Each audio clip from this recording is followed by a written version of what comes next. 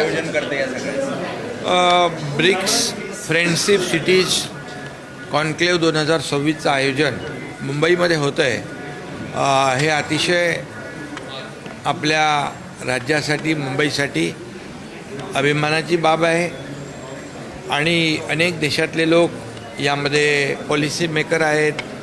नवीन technology आहे, नवीन नवीन ideas आहेत आणि एकमेकाला इथे कॉन्फरन्समध्ये शेअर करतील, एकमेकाशी चर्चा होईल आणि त्यामध्ये जे आता क्लायमेट चेंज आहे, ग्लोबल वॉर्मिंग आहे आणि सस्टेनेबिलिटी आहे, रेझिलियन्स आहे, या सगळ्या ज्या काही गोष्टी आहेत या जागतिक दर्जावरच्या सगळ्या समस्या आहेत आणि मग त्यातून आपल्याला कसा मार्ग काढायचा यासाठी ब्रिक्सनी आयोजित केलेली ही कॉन्फरन्स महत्त्वाची आहे आणि लोकांना जीवनमान जे आहे लोकांचं पोल्युशन फ्री कसं करता येईल, ट्रॅफिक फ्री कसं करता येईल आणि सस्टेनेबल पर्यावरणपूरक कसं करता येईल आणि मग त्याच्यामध्ये कनेक्टिव्हिटी आली, इन्फ्रास्ट्रक्चर आलं, सगळंच आलं,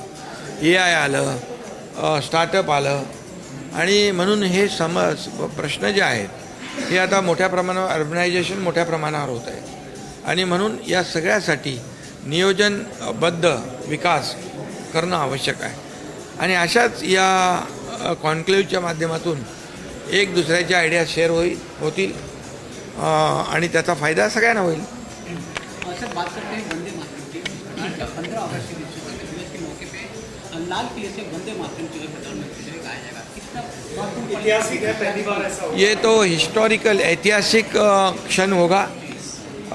हमारे देश के आदरणीय यशस्वी एवं लोकप्रिय प्रधानमंत्री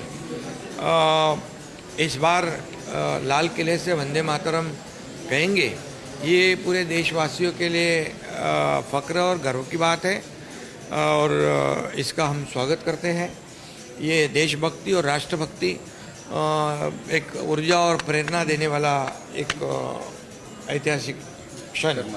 लाल किल्ल्यावर वंदे मातरम. इसका वंदे मातरम का विरोध भी करते नजर आए. कांग्रेस के कुछ लोग हैं, एमआईएम के कुछ लोग हैं, समाजवादी पार्टी के लोग हैं, लगातार वंदे मातरम कहते कहते लोग कितने हमारे फांसी पे चढ़ गए, हमारे बलिदान दिया हमारे स्वतंत्र वीरों ने.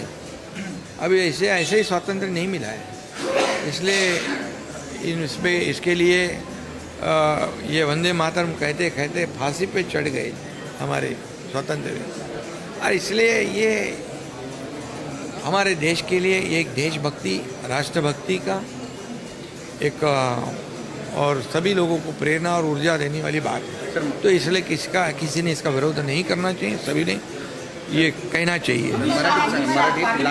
लाल किल्ल्यावरून वंदे मातरम पहिल्यांदा देशाचे लोकप्रिय यशस्वी प्रधानमंत्री वंदे मातरम त्या ठिकाणी म्हणणार आहेत. हे ऐतिहासिक आहे आणि हे देशभक्ती, राष्ट्रभक्ती चेतवणारा हा क्षण असेल.